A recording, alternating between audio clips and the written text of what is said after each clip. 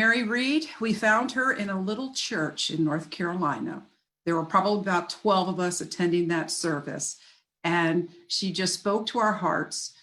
We read her book, The Unwitting Mystic, and we've been in love ever since. And the messages that she brings through are so profound. And when I approached her about doing this event with us, her answer was yes, and then give me the details. And then she decided that, you know, we really need, if we're going to be talking about unity, we need to get real here. So she wanted to bring in a real friend of hers, Caroline Chang, who has a podcast called Awaken the Number 2. Nope, I didn't get it. Okay, let me unmute you both. Give me the right one. I'm sorry, it's not awaken, it's awake. I like to keep it simple, awake. Awake to oneness. Now, I bumbled that, but if you look in the chat, Bob is putting everything you want to know about these folks, their names, a good website for them. And also when we put this up on the Facebook Live, then we are going to have all their information there as well. And on the Co-Creators Convergence when we put that on. So let me go ahead and begin the record again. So welcome Mary Reed, the Unwitting Mystic, and her dear friend Caroline Chang, Awake to Oneness. So we have put in the chat information about our two marvelous speakers. We're going to have a wonderful conversation. And I'm not going to take any more of your time. I'm Noelle Marshall. I'm part of the Co-Creators Convergence, and we're calling this Co-Creators Convergence Day, also celebrating our founder, Barbara Marx Hubbard. So I couldn't think of two more beautiful people to begin this conversation this morning of our 15 or 16 hour broadcast. One little commercial, we have a full schedule. It's at www.cocreatorsconvergence.com. You see our full schedule, but we have a late edition at 11:15 p.m. tonight, Eastern time. We will be broadcasting the biography of Barbara Marx Hubbard, and it is called American Visionary, The Life of Barbara Marx Hubbard. So the documentary filmmaker, Karen Everett, has graciously given us permissions to show that. So I know that's a little late for us East Coasters, but maybe you can always pick it up on the replay. So without any further ado, I'm going to ask everyone to please remain muted. And if Mary and Caroline call for interaction, we will, Tech Bob over here will assist them. Okay. I see your hand waving there, Bob. Yeah, so I'm going to begin, and thank you very much for coming. Yeah, thanks for having us. And good morning, Caroline. Good morning, Mary. We haven't had an online discussion now for quite some time. It's good to see you. Yeah, a couple of years, yeah. Yeah. So first, let me just say, Noelle, I had actually forgotten that that's how we met at the little church in North Carolina, South Carolina, I don't remember. And I had actually literally only come out like a few weeks before that publicly as a mystic. And it was one of my first invitations to speak at a church, and you guys just happened to be traveling through. I remember that. And we had a mutual friend that was there that day by some miracle, Carrie Beach, who has since passed. But it was such a great introduction, and you guys have certainly been very busy since then, as have I. So it's wonderful to see you all here. Thank you for all that you're doing, and that all of the World Unity Week folks are doing as well. This is wonderful to be a part of. And Caroline, thank you so much for agreeing to be part of this. Originally, it was supposed to just be an interview. And I was like, no, let's have a larger conversation. And you and I are actually used to an interview format because that's how we know each other, right? Right. Always a conversation. I don't do interviews. I have conversations with my guests. So we've had several conversations, which is great. Yeah. Yeah, and you've actually interviewed a lot of people, a lot of spiritual luminaries, including, I think, Barbara Marx Hubbard. Is that correct? A couple of times. I've had Barbara twice on my, yes, the first year and then about 2 years ago.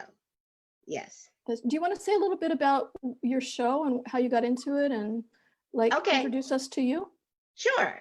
Again, my name is Caroline Chang. I know a lot of people say Carolyn, but it's Caroline. I was actually named, I was born in 62, and I was named after Caroline Kennedy. My father said, if it's good enough for the president's daughter, it's good enough for mine. So, but I was inspired in January of 2015, and it was truly just an inspiration in the middle of the night to launch my internet radio show, Awake to Oneness Radio. It was 6 months after my son's transition to spirit. I know he's not gone. I know there's only eternal life, and he's the co-host. His name is Kyle. And I also started the same time I launched Awake to Oneness Radio. I started a nonprofit foundation in his memory called the Kyle Foundation, but Kyle is an acronym for Keep Your Light Expanding.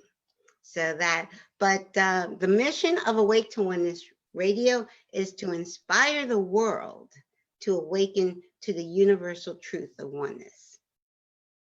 Wonderful. And you've also, I think you've interviewed a couple of the other guests that are on today, including Marianne Williamson. Yes, right? I've had Marianne. Yes, yes. Yep. And you've done work with Neil Donald Walsh. And so you've Yes. kind of made the circuit at big time. Well, I'm absolutely thrilled to have you here as part of this discussion today. And just to give those of you who don't know me a little background, I don't have any kind of spiritual or religious background at all. I'm a former agnostic. I was a healthcare executive for many, many years. And 19 years ago, I just started having these really profound mystical experiences. And they have continued. And most of my experiences are related to the origins of things that we think are important to understanding human experience. So the origins of existence, the origins of fear and thought and Christianity and Buddhism and these various things. So the only things that I can ever talk about come from the mystical experience itself, an embodied direct knowing with divine realms and divine beings. I can't speak about things from a doctrinal or philosophical standpoint. So that's going to frame my point of view and my perspectives today. I want to just say first, before we get started, that I love that you said Kyle is your co-host of your show. When we think about the focus of this week being unity, and we tend to think of unity as sort of people being together here in this earthly realm. And you and I in our own experiences know that unity is a much larger concept with those that are with us physically, those that are with us spiritually, but also all of life, Earth itself, everything is in a oneness state, whether we physically see it or around it, but it's always part of the unified life, right? Yeah, that is your approach. I Very know true. as well. Yes, Yeah. and he told me that from spirit. I didn't just make that up. He told me from spirit. He's very proud of the show, and he is the co-host. That's awesome. Yes. That's awesome. Well, we've been asked to address a question, and that question is, what is needed to mobilize a world unity movement now? So do you want to take the first pass at this, or you want me to get it started? I can go. I can go first. I don't mind if you don't mind. Yeah. Oh, you still have that cup. I love that cup. That's my love cup. That's your love cup. Well, I say it all starts from within. So each person, I think it's so important to understand that each person has to come to the understanding of unity within themselves. And it's going to be different, uniquely different for everyone. For me, it was science. It was quantum physics that woke me up to the truth of oneness. And now when I say woke up, it wasn't an intellectual. It's not a mind thing. It's a heart and soul knowing. It's a knowing that you are an aspect of all that is. God, my term for God is all that is. and that you are a holographic aspect of all that is, and you're not separate. Separation is an illusion, and that has been proven scientifically. And like I said, to me, everything came awake for me through science. I studied spirituality and metaphysics for 30 years, but it was science that woke me up to the understanding that everything is one. There's no separation. And so a person, now for me, it was a science film that inspired that awakening for me. But everybody's awakening is going to be uniquely different. And that's how it's supposed to be. So when a person goes within, taps with that truth, that universal truth of oneness within them, when they look outside of themselves, they'll realize that nothing outside of themselves is separate from them. So that person standing over there is not separate from me. That's just another aspect of all that is from their perspective. We each have unique perspective as one. So I would say it all starts from within. Each of us going within, tapping, don't know, having trouble with that word, tapping into the truth of oneness within. Then when we tap into it within, we live it, and we bring it shines on the outer world. Mm-hmm. Well, I have a couple of things to add to that from a metaphysical perspective. But first, I want to say that I would agree 1,000% that it begins within. And that's one of the notes that I have here, is that, you know, this shift that's underway is happening entirely through the individual vessels. It begins here, and then it sort of extrapolates out. And then as we think about mobilizing a movement, which I think is a funny question, to be honest, because we're already moving, we're already mobilizing. There's not a plan to mobilize. We're in the heart of it, which is fantastic. But when you think about what happens from within, when we think about from a community perspective, and then, you know, a larger sort of state or national perspective, and then a global perspective, all of it is beginning within. So that whatever is within is the thing that we're taking to our office. It's the thing that we're taking into the boardroom. It's the thing that we're taking into policy discussions. It's the thing that we're talking about in government and all these other things. So the ripple effect just goes out, but it all begins within the individual. Yeah. And just one of the ways that I teach about this in terms of understanding what unity is, what oneness is. And I want to talk about a little bit larger about sort of what a divine reality is, or our whole divine being is. I'll talk about that in a second. But one of the ways that I teach that I think is helpful for people to understand in terms of oneness is when you realize that everything is only happening within. Everything is only happening within, that we cannot separate ourselves from what we are experiencing in the world. So if I'm hearing you right now, the only place that I'm experiencing you, experiencing the sound, experiencing the interpretation and the meaning and everything else applied to it, is only within me.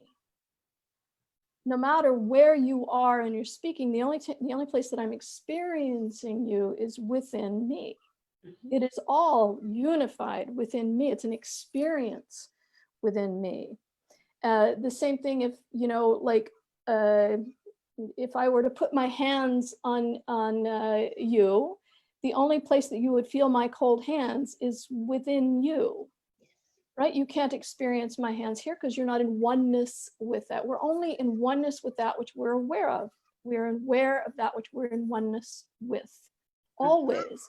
In our life, in our world, we cannot separate ourselves from everything that's a part of this life. The air is very much a part of what we are.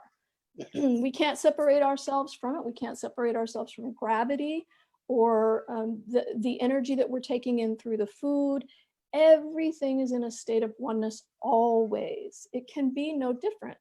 So once we wrap our heads around the idea of it's all only happening within me, then unity takes on a very personal responsibility and understanding, right? Everything is from within.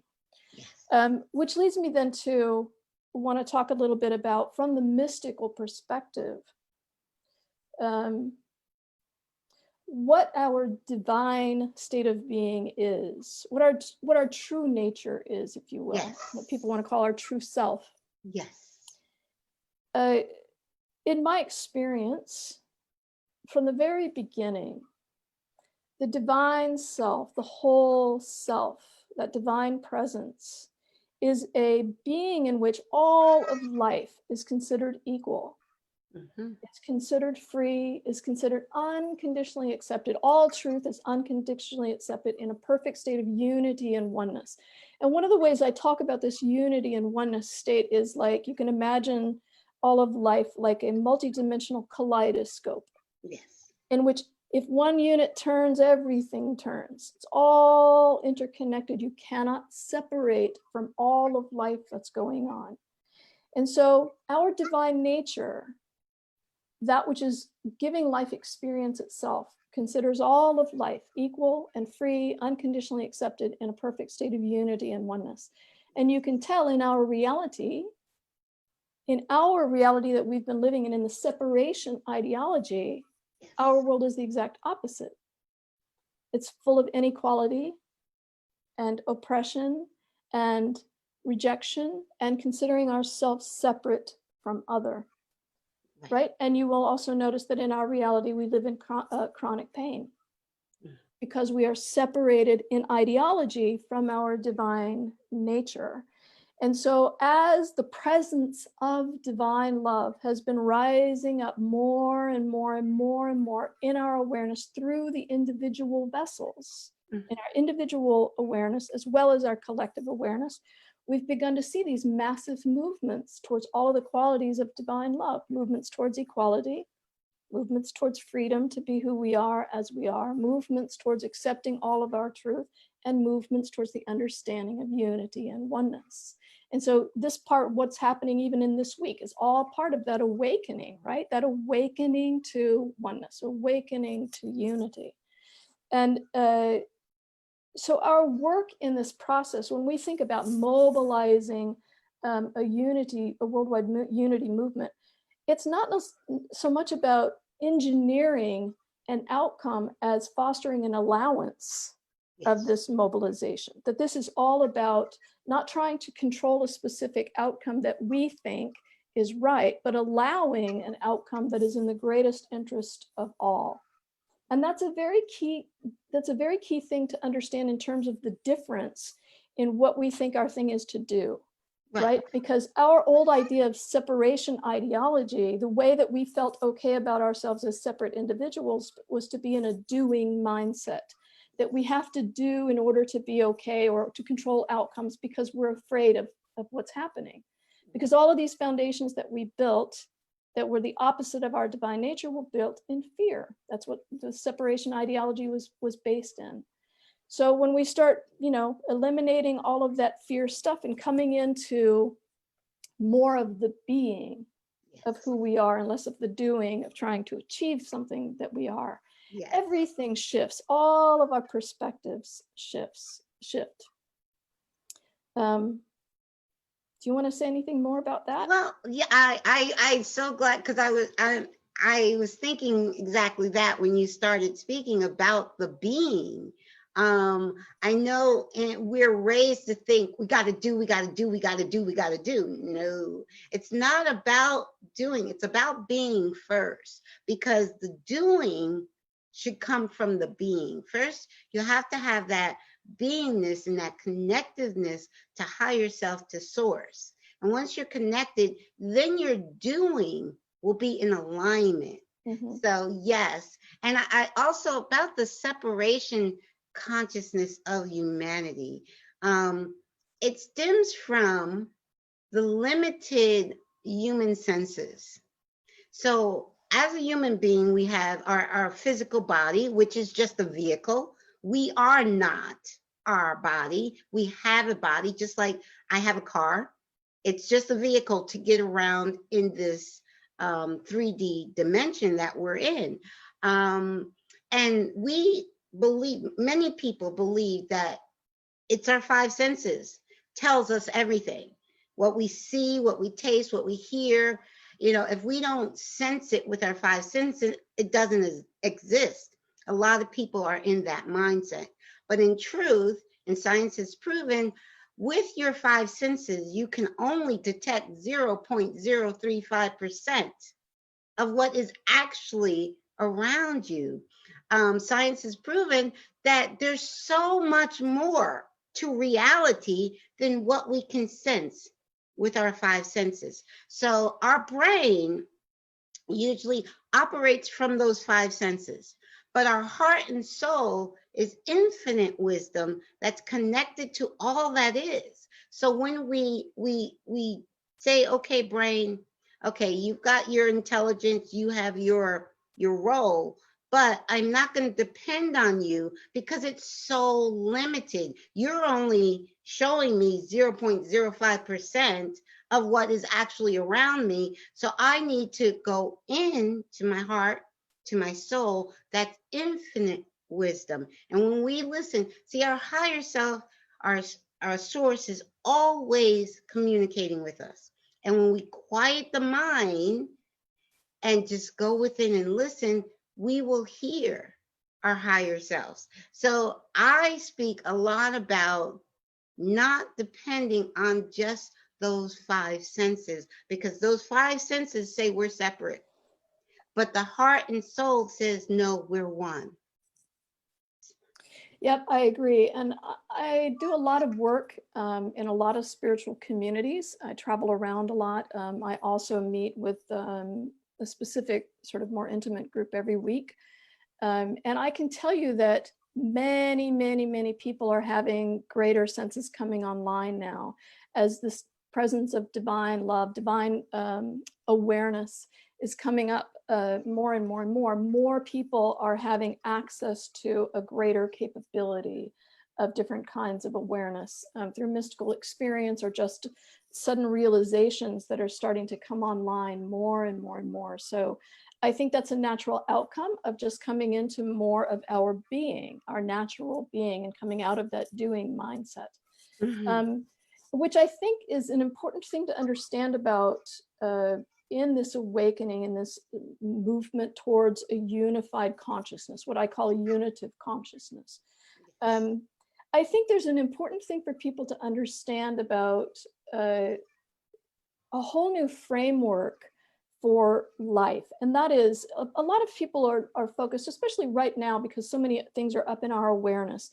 The fear that was mobilized through the pandemic with the virus, and then the protests kicked up a lot of race discussions and issues of, you know, the bad seeds that are out in these systems or whatever. And there's a lot of talk about, you know, things like planting new seeds or pulling out the bad weeds or this sort of thing. And I want to kind of dispel that idea because, as I've said before, pulling up weeds or planting new seeds in soil that's poisoned doesn't change anything. The system itself, these systems themselves are the foundations that were created in fear are the separation ideology. Yes. So if we're just trying to work with those separation ideologies and shifting things around in them, that's not what's happening here. That's not what's happening here. This whole unity movement is about all new soil. It's about all new ground. This is not about planting new seeds in poisoned soil. And so just wrapping our heads around the idea of everything from the past ideologies is now finished. And so our opportunity is the allowance of whatever is the new thing. And none of us have been here before. So we don't have a clear idea of what is even possible, right? So then we come into really needing to understand the mechanism of creation. and I'm going to speak again from a metaphysical perspective here. In my experience, coming from the very beginnings of life, from the beginnings of the origins of existence, if you will, the mechanism of creation is very, very simple. Because we are all awareness. We are all fundamentally awareness itself. And so creation happens, what there is to be aware of happens very simply through what our focus is. How is my awareness focused? Reflecting metaphysically against what is my intention. So our focus of awareness and what we intend in our awareness, and then what our reaction is to what we're aware of. That's the three pieces to the formula. What's my focus? What's my intention? And how am I reacting to what I'm aware of? Mm-hmm. In the old ideologies of separation, our focus was on fear. Our intention was to protect my little world, my world. And our reaction to everything was according to that. Is this safe or is this not? Do I want the good? I need to make the bad go away, right? It's a very simple formula. So as we come out of the separation ideologies, if our focus of awareness shifts to one that is on potential and unity, and our intention is on that which is in the greatest benefit to all, then our reaction to what we're aware of is no longer based in fear. Our reaction to what we're aware of is based in unity. It's based in that love of all beings and allowing. And so shifting our focus from the old separation ideologies to a more unitive consciousness means that what is created next depends entirely on our reaction to what we've already created. And so as we look around at the world that's here right now, and we have a different reaction to what we see, one that isn't trying to conquer out of fear, but one that is more inviting into new solutions, new opportunities, then everything from here is created in unity with the earth, with divine presence, with everything. It's not decided ahead of time of what that's got to be. Right. Exactly. Yeah, no, I agree totally. The old paradigm of separation consciousness, I say, and we're moving to unity consciousness. But to get there, the old paradigm has to completely break down so we can birth the new paradigm of unity consciousness. And what we are at the very beginning stages of is that process. The breaking down of that old paradigm, the breaking down of that separation consciousness. And we're birthing a new consciousness of unity consciousness. And so as using the analogy of birthing, we're going through labor right now, and labor can be very uncomfortable, but I actually have been in a state of bliss the last 3 months because I am looking at everything from the higher perspective. The old is breaking down. Yes, that old paradigm has to break down so we can birth the new paradigm of unity consciousness. And so, and yes, we cannot say, okay, we're going to do it this way, step A, step B, we can't do that. It's always, when you're walking with spirit, it's always a moment to moment. You just trust. Okay, your focus is on unity. Your intention is unity and the best for all, and you just walk in that moment by moment. You don't know how it's going to unfold, but you do know that it will unfold because that is your focus and your intention. That's right. So it's a constant state of being present, right? Yes. And a constant state of trust and surrender. And surrender gets kind of a bad rap of people saying, well, that's, oh, I've got no control. This is not true. And I think just in terms of, sort of workable tools for people, thinking about what they can do and individually and organizationally, and collaboratively with partners around the world. You know, just thinking about in looking at the day-to-day situations, whatever it is, asking the questions of ourselves and our organizations and our partnerships. What is the focus here? What in this present moment, what is my focus or our focus?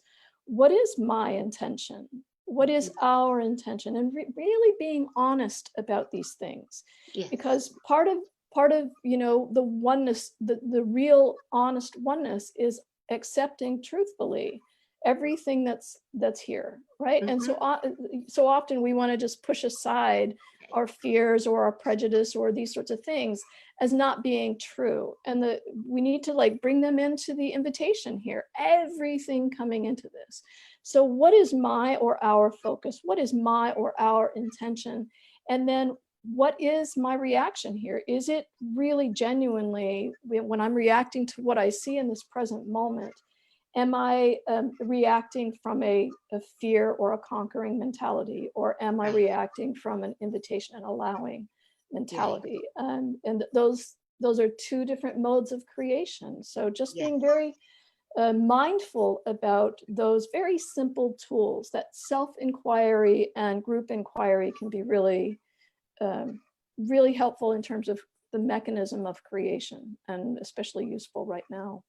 Very true. And I like what you said about nothing is exclusive from the oneness, meaning even the old paradigm is not exclusive from the oneness. It's all one. I love the symbol of the yin and yang symbol because it shows equally you have the shadow and the light. And they're doing like this dance in this world of duality where we're at right now. But to me, I always say, spiritual people will say, you know, it's a battle or a war or about light versus dark. Not at all. It's not light versus dark. It's the light shining its light on the shadow to transform it back to light, because it's all from the light. It's not separate. It's all of light, but the shadow is just playing its role right now. There's the shadow side of humanity is playing a role, and it's actually it's perfect, because the role that the shadow is playing right now is the catalyst for humanity's awakening. So if the shadow side wasn't playing its role, we would still be like, okay, la la la la la la la. Now we're shaken. Oh, wait a second, what's going on? You know, and I realized on March 21st, 2020, that humanity's mass awakening has begun.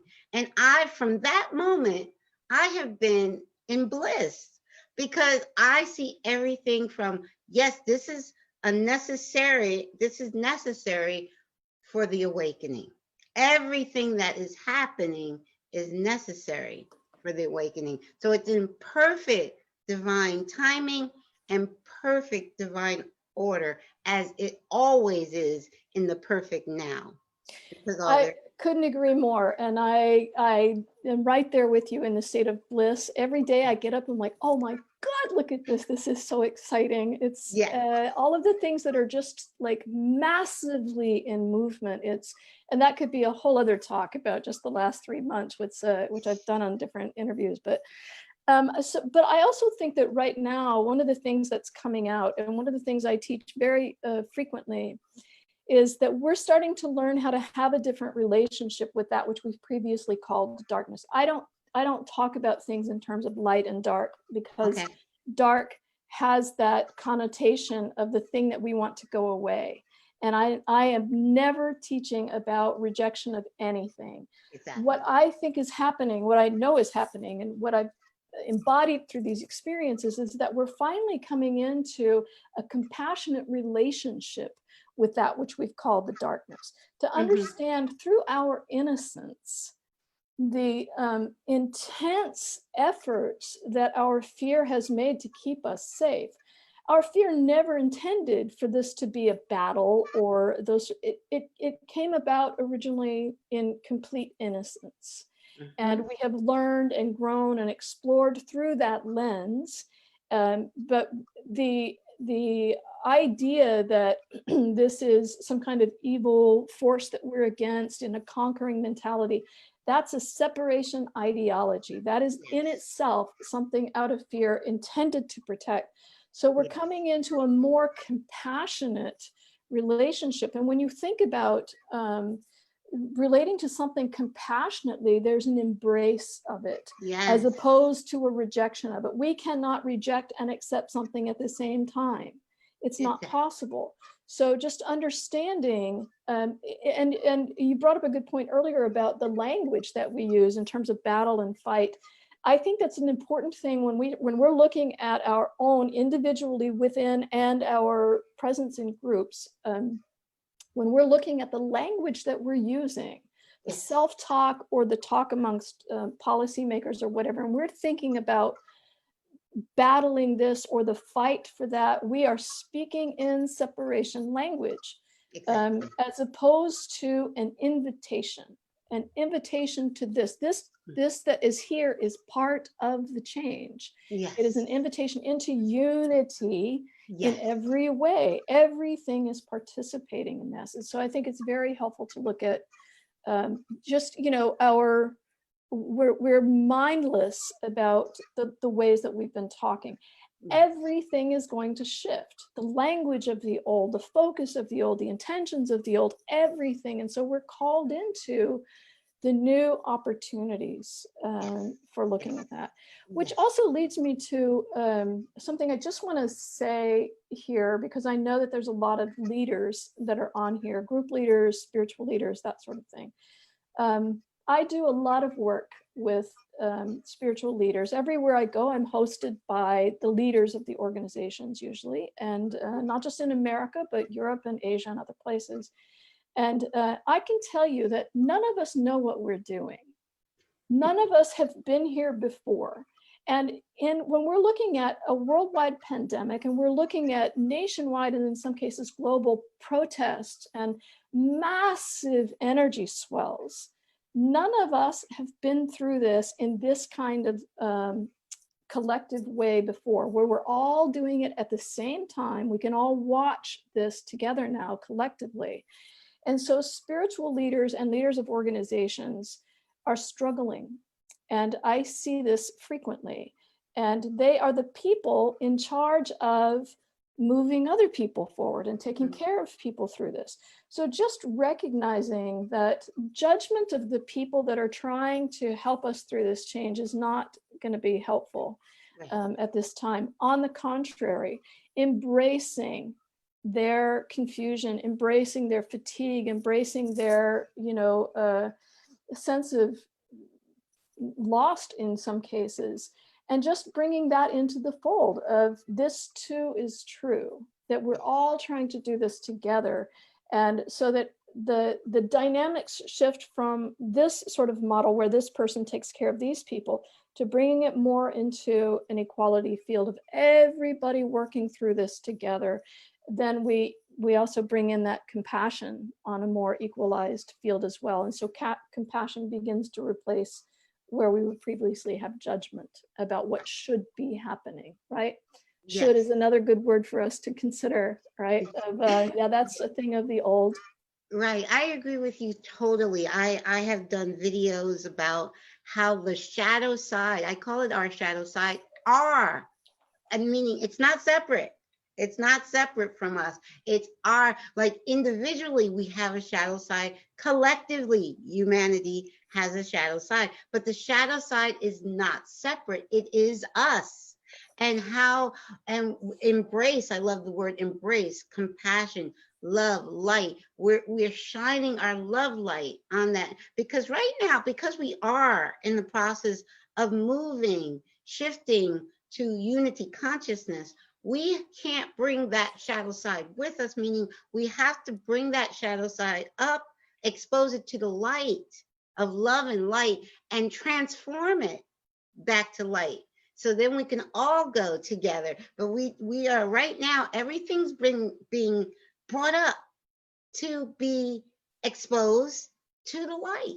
But it's not separate. That's the key thing. It's a part of us that needs to come up and to be the light of love, and light needs to be shined on it so it can transform back to light from which it came, because we're all from source. We're all from the light. So like I said, they're just the shadow side of us, not separate, but our shadow side is playing a very key role here for humanity's awakening. Because if things weren't being brought up, people would still be very much asleep. Now people are starting to like, wait a second, what's going on here? That is, in the last 3 months, people are really taking a real look at, wait a second, what's going on? What is life really about? Some people for the first time. And that this is a mass awakening, which is being stimulated by our shadow side, which is perfect, all in alignment with what should happen. Yes. Yes. And I think that's an important thing to bring up, especially when there's so much, sort of horror and shock about things that we're seeing in terms of violence and that sort of stuff. And I've said this many times before, we don't share our light by damning another's darkness.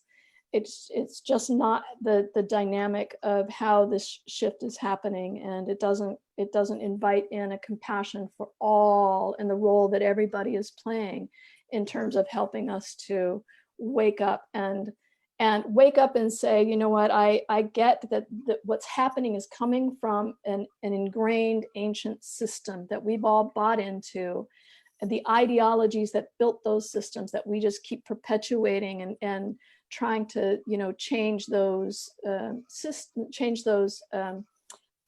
representations of those systems. The systems themselves are going away. The ideologies that built those systems are coming down, and everybody is serving a role in helping us dismantle those slowly, so that the new soil, the new foundations can come in. Our old foundations are gone, which is why everybody's in this state of, oh my God, what's happening? Because we've all become unmoored from those old foundations that were keeping us sort of stable, but stable in the old ideologies. And so now that everybody's come undone from the foundations, we're all like, now what? And so we're part of the building of those new foundations and using everything that's here as our building blocks. Exactly. Very true. Definitely. Very true. And everyone on the planet is a key role, has a key role. Yes. We chose to come here and be a part of this mass awakening, and we each have a role, and each of our roles are equal. There's no hierarchy. We're equal, and we each have a role. And to find, because people will say, well, what is my role? That no one can tell you what your role is. That is a knowing that comes from within you. And that is when you have to take time and tap into your higher self. And when you know, it's a knowing. You're like, okay, I know why I came. I know what my purpose is. But nobody can tell you. So if someone says, oh, I can tell you what your purpose is. No, it can't come from outside of you. Truth only comes from within. Now, a book or a teacher or a lecture or a workshop, all those things are great, and they can inspire us to go within and tap into the truth within us. But truth cannot be found outside of yourself. Right. As a teacher, people are often looking to me for their answers. And I'm always like, you have the answer within. My role will be to just point to where it is within you. Exactly. Don't give me that power. It's all, you have all the power. We all have all that power within. Oh, I'm so glad you said that about the power, because that's another key point about what's going on right now is I do. Oh, I'm sorry. I need to bring this to a close. It's been such engaging. Wow, that went fast. I know. Where'd all that time go? Yeah. Awesome. I'm going to thank you, Caroline and Mary, for this. You have stimulated so much thought, and this is going to be recorded. We're going to share it on the Co-Creators Convergence archive page, along with all of your fabulous credentials. And Caroline, are you in DC? Are you? Oh, no, I'm in the Poconos. I'm in Northeast Pennsylvania. Oh, yes. Yeah, very good. Well, we have to connect when we're on the East Coast. But Mary, thank you so much for bringing such an engaging guest. And we need to make room for our next speaker, Dr. Janet Warfield. So thank you very much. Thank you. Thank you so much. Thank you for your time, Caroline. Thank you. Love to you guys. Love you all. Love you. Love you much.